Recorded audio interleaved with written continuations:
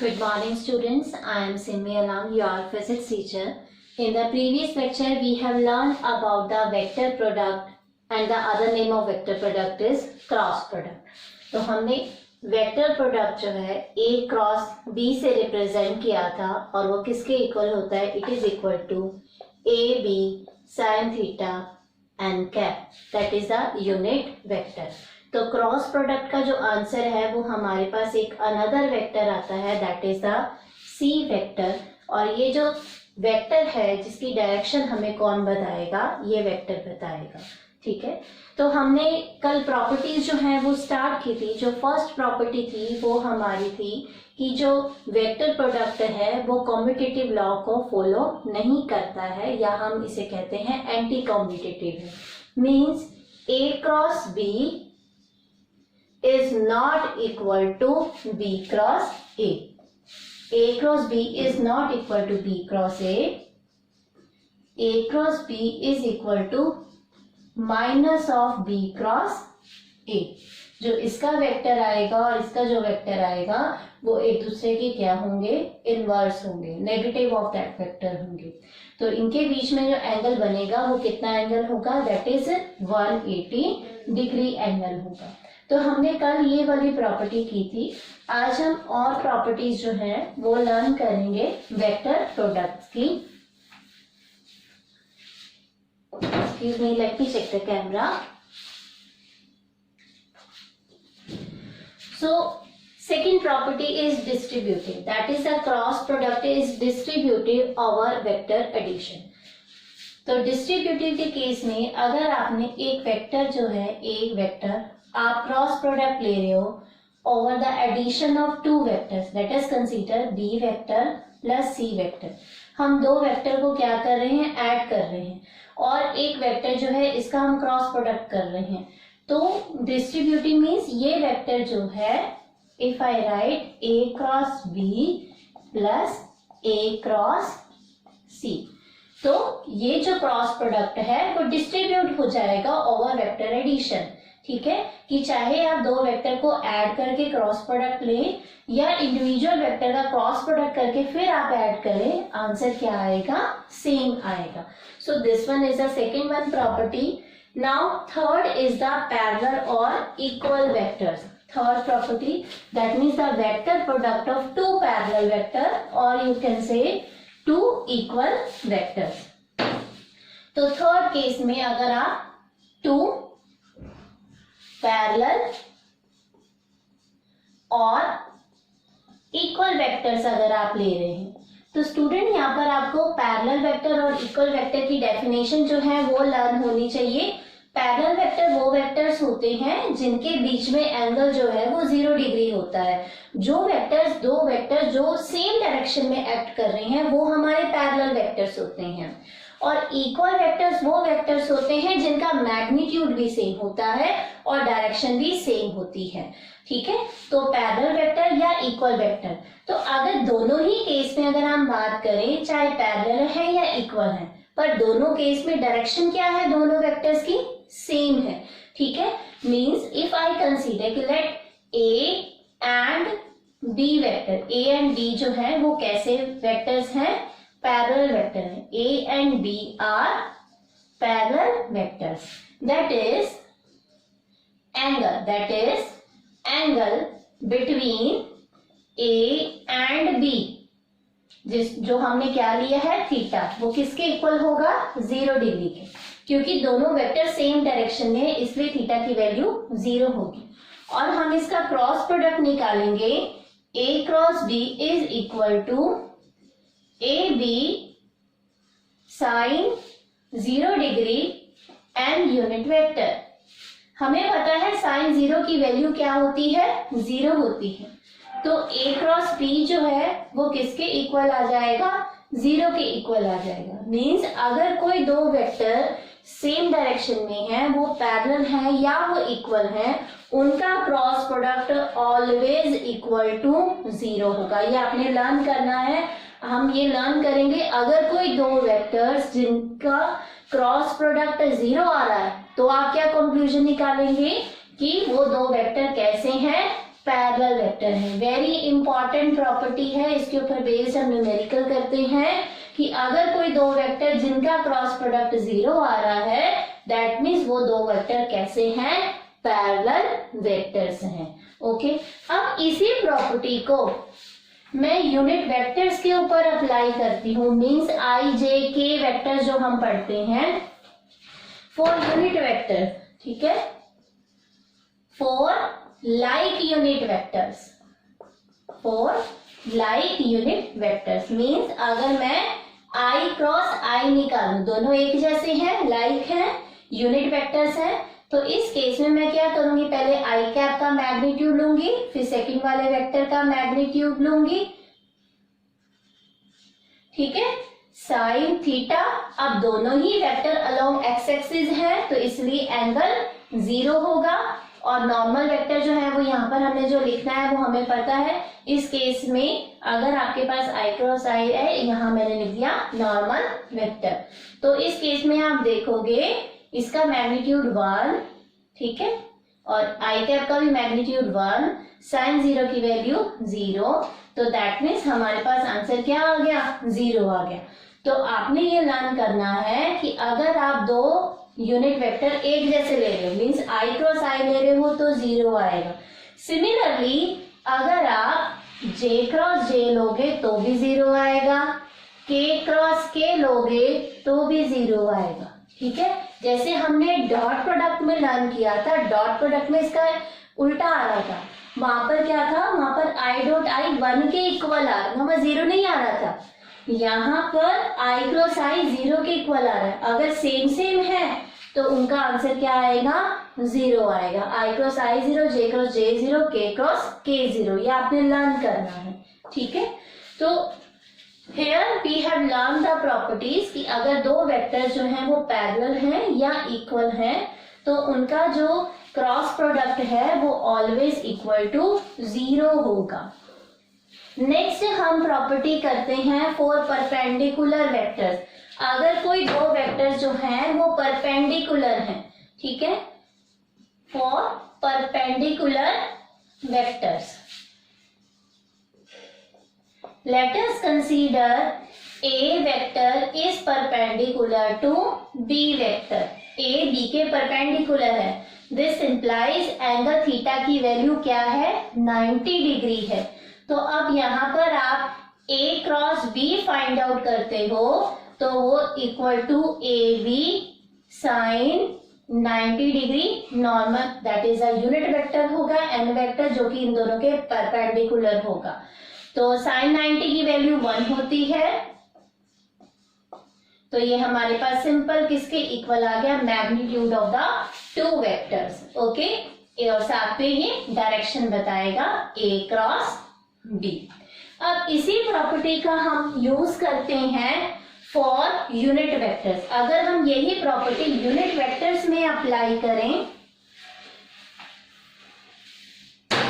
For unit vectors, हमारे unit vectors कौन से हैं, I cap, J cap, K cap along X axis, Y axis, Z axis respectively, ठीक है। हमने सेम यूनिट वेक्टर्स की तो बात कर ली पैरेलल वाले केस में आई आई जे जे और के की, लेकिन अगर हम डिफरेंट वेक्टर्स लेते हैं, मतलब अनलाइक वेक्टर्स लेते हो, हमें पता है ये तीनों वेक्टर्स आपस में म्यूचुअली परपेंडिकुलर होते हैं, we know this, X Y and Z axis जो है वो आपस में क्या है, परपेंडिकुलर है, म्यूचुअली परपेंडिकुलर है, एक दूसरे के तीनों आपस में परपेंडिकुलर हैं। तो इस केस में अगर आप डिफरेंट यूनिट वेक्टर्स का निकालते हो क्रॉस प्रोडक्ट तो क्या आंसर आएगा। फर्स्ट अगर मैं लेती हूं आई कैप को जे कैप के साथ क्या लेती हूं, क्रॉस प्रोडक्ट लेती हूं, ठीक है। आई कैप क्रॉस जे कैप जो है उसका अगर मैं क्या ले रही हूं, यहाँ पर क्रॉस प्रोडक्ट ले रही हूं आई क्रॉस जे, तो मैं यहाँ क्या लिखूंगी, अकॉर्डिंग टू द फॉर्मूला क्या होता है, सबसे पहले वाले वेक्टर का मैग्नीट्यूड लिखना है, फिर दूसरे वाले वेक्टर का मैग्नीट्यूड लिखना है, फिर क्या लगाना है यहाँ पर साइन थीटा। अब I एक्स एक्सिस के लॉन्ग है और J वाई एक्सिस के लॉन्ग है। एक्स और वाई एक्सिस में एंगल कितना होता है 90 डिग्री, तो यहाँ क्या आएगा साइन 90 डिग्री। यहाँ पर क्या लिखना है यूनिट वेक्टर जो कि I और J के परपेंडिकुलर हो। I और J के परपेंडिकुलर मतलब एक्स वाई के प्लेन के परपेंडिकुलर हो। वो कौन सी एक्सिस होती है Z एक्सिस होती है, और Z एक्सिस की अलोंग यूनिट वेक्टर कौन सा होता है हमारा K वेक्टर। दैट इज यहाँ क्या आएगा K कैप आएगा। ठीक है, इन दोनों के परपेंडिकुलर कौन सा है हमारा यूनिट वेक्टर K वेक्टर है। अब I तो यूनिट वेक्टर है, इसका मैग्नीट्यूड 1 होगा। J कैप भी यूनिट वेक्टर है, इसका मैग्नीट्यूड भी 1 होगा। साइन 90 की वैल्यू 1 होती है और यहाँ पर ये हम K कैप लिख देंगे। तो हमने क्या फाइंड आउट किया, I cap cross J cap किसके इक्वल आ रहा है K कैप के इक्वल आ रहा है। हमने यहाँ से ये आंसर निकाला I cross J is equal to K। I cross J it is equal to K। किसके इक्वल आ रहा है J के इक्वल आ रहा है। ठीक है, तो इसी तरीके से अगर मैं नेक्स्ट स्टेप फाइंड आउट करती हूँ, ये मैंने I क्रॉस J निकाल लिया, मैं इसको यहाँ साइड पर लिख रही हूँ I क्रॉस J। ठीक है, I क्रॉस J किसके इक्वल आ रहा है K के इक्वल आ रहा है। अब मैं नेक्स्ट फाइंड आउट करती हूँ J और K का। J cross K, J cross K वो किसके इक्वल आएगा। सिमिलरली आप ऐसे ही करोगे, यहाँ पर इसका मैग्नीट्यूड K कैप का मैग्नीट्यूड साइन 90, क्योंकि ये J मतलब y एक्सिस और z एक्सिस आपस में परपेंडिकुलर है साइन 90, और y और z एक्सिस के परपेंडिकुलर हमारी x एक्सिस होती है और x एक्सिस के अलोंग यूनिट वेक्टर होता है i कैप। तो यहाँ क्या लिखेंगे i कैप लिखेंगे। तो ये 1, इसका भी मैग्नीट्यूड 1, साइन 90 की वैल्यू 1 और यहाँ से क्या आ गया i कैप। तो j cap cross k cap किसके इक्वल आ गया, that is equal to i cap. ठीक है, तो इसको मैं यहाँ साइड पे लिख रही हूँ j cap cross k cap is equal to i cap. Similarly अब हमारा थर्ड कॉम्बिनेशन रह गया, दैट इज k और i का। अब मैं k और i का क्रॉस प्रोडक्ट लेती हूँ, k और i का क्रॉस प्रोडक्ट लूंगी, तो इसका जो आंसर आप सॉल्व करोगे वो किसके इक्वल आएगा, that will be equal to j। किसके इक्वल होगा, j के इक्वल होगा। तो मैं यहां लिख रही हूं k cross i equal to j cap. ठीक है, अब स्टूडेंट्स आपने ये फाइंड आउट कर लिया i j k, j cross k i, k cross i j। ठीक है, तो अब यहाँ पर एक सीक्वेंस देखो, अगर i का j के साथ लेते हो तो आंसर आएगा k, j का k के साथ लेते हो तो आंसर आएगा i, फिर k का i के साथ लोगे तो आंसर आएगा j। एक साइकिल चल रही है हमारी, सीधी साइकिल। i के बाद देखो ABCD में i के बाद j आता है फिर k आता है। अगर i से j से जाते हो तो k आएगा, j से k आते हो तो अब k के बाद तो और लेटर्स नहीं है, हम शुरुआत पीछे फिर दोबारा i से करेंगे। j से k के साथ क्रॉस लोगे तो आंसर आएगा i, फिर k के एक i के साथ लोगे तो आंसर आएगा j। तो क्या चलती जा रही है, एक साइकिल चलती जा रही है। लेकिन अगर इसी साइकिल का मैं ऑर्डर चेंज कर दूं, ये देखो i क्रॉस j है, इसी को अगर मैं क्या लिखूं j क्रॉस i लिखूं तो मेरे पास आंसर जो आएगा वो नेगेटिव ऑफ k वेक्टर आएगा, क्योंकि हमने फर्स्ट प्रॉपर्टी लर्न की थी जो क्रॉस प्रोडक्ट होता है वो एंटी कॉम्पिटिटिव है, कॉम्पिटिटिव लॉ को फॉलो नहीं करता, जो आंसर आता है वो अपोजिट आता है, नेगेटिव ऑफ आता है। यहाँ पर अगर k कैप आ रहा है तो इसका आंसर क्या आएगा, माइनस ऑफ k कैप आएगा। और j क्रॉस, अगर ये j क्रॉस k i आ रहा है और मैं अगर उल्टा करती हूँ k क्रॉस j निकालती हूँ तो आंसर आएगा minus i cap, i cross k निकालूंगी तो आंसर आएगा माइनस j कैप। आपने साइकिल लर्न करनी है, i j k, j k i, k i j। लेकिन अगर उल्टा है j i minus k, k j minus i, i k minus j। तो ये हम कुछ जो प्रॉपर्टीज हैं और जो ये वैल्यूज हैं ये हमने लर्न करनी है, क्योंकि नेक्स्ट जो आर्टिकल है उनमें हम इसका यूज करते हैं। Now next we will do कि अगर आपके पास जो वेक्टर्स हैं वो रेक्टेंगुलर कंपोनेंट्स की फॉर्म में दिए हुए हैं, अगर आपके पास कोई टू वेक्टर्स है, लेट अस कंसीडर हमारे पास एक ए वेक्टर है, इसको मैं लिख रही हूँ ए एक्स आई कैप, ए वाई जे कैप, ए जेड के कैप, ए जेड के कैप, और बी वेक्टर है बी एक्स आई कैप, बी वाई जे कैप, बी जेड के कैप, और मुझे इसका निकालना है क्रॉस प्रोडक्ट निकालना है। तो इसको फाइंड आउट करने का मेथड होता है कि हम यहाँ पर मैथ्स का एक कंसेप्ट होता है डिटर्मिनेंट, हम डिटर्मिनेंट जो है उस फंक्शन का जो हम यूज करेंगे, मैथमेटिकल कंसेप्ट है। तो यहाँ पर आपने सबसे पहले क्या लिखना है, ये डिटर्मिनेंट के लिए हम ये दो बार्स यहाँ पर हम लगाते हैं। तो यहाँ हम लिखते हैं पहले आई कैप, फिर लिखेंगे यहाँ पर जे कैप और लिखेंगे के कैप।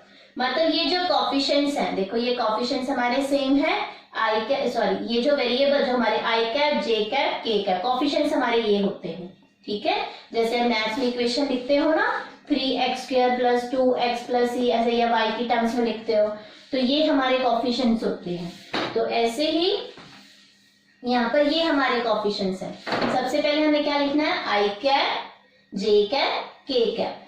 फिर क्या लिखोगे, पहले ए लिखा है यहाँ पर क्या लिखा है, पहले ए लिखा है, तो ए वाले कोफिशिएंट्स हम लिखेंगे। आई के साथ कौन सा कोफिशिएंट है, ए एक्स, जे के साथ क्या है, ए वाई, और के साथ कोफिशिएंट क्या है, ए जेड है। अब बी वेक्टर लिखा है तो बी वाले कोफिशिएंट्स लिखेंगे, B X, B Y, B Z आ जाएगा। ओके, तो यहां पर अब इसको सॉल्व करने का क्या मेथड है, लिसन इट वेरी केयरफुली। हमने क्या करना है, सबसे पहले ये जो आई कैप है, आई कैप का कोफिशिएंट हम फाइंड आउट करेंगे। सबसे पहले आप यहाँ आई कैप लिखें, क्या लिखें, आई कैप लिखें। ठीक है, अब आई कैप की जो नीचे वाली ये जो कॉलम है और ये जो रो है, देखो ये रोज हैं और ये कॉलम्स हैं। ठीक है, तो आई कैप के नीचे वाली ये जो पूरा कॉलम है और ये जो पूरी रो है, इसको आप भूल जाएं। ठीक है, हमारे पास अब ये चीज रह गई, खाली ये रह गई। अब आप इसको क्या करें, क्रॉस मल्टीप्लाई करें, ऊपर से नीचे, नीचे से ऊपर। तो ए वाई इंटू बी जेड, क्या लिखेंगे, ए वाई इंटू बी जेड, -9 फॉर्मूले का B Y into A Z, B Y into A Z. यहां तक समझ में आया। पहले आई कैप लिखेंगे, आई कैप हमने लिखा, इनका कुछ नहीं देखना, इसको नहीं देखना, सिर्फ ये जो 4 नंबर्स हैं इनके ऊपर ऑपरेट करना है। कैसे करेंगे, A Y into B Z, B Y into A Z. ठीक है, A Y into B Z minus B Y into A Z. ठीक है, अब उसके बाद माइनस जे, इसको मैं अभी रब कर रही हूं।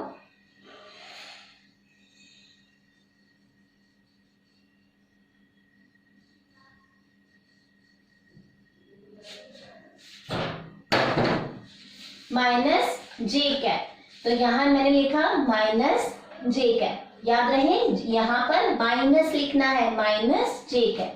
अब इस वाले कॉलम को और इस वाली रो को अगेन भूल जाएं तो आपके पास ये 4 नंबर्स रह जाएंगे।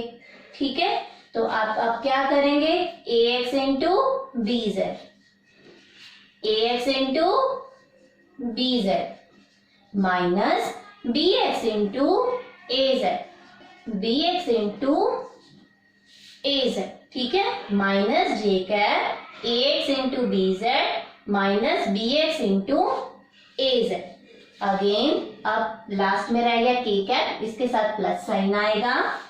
मैं फिर से अब ये जो है इसको रब कर रही हूं।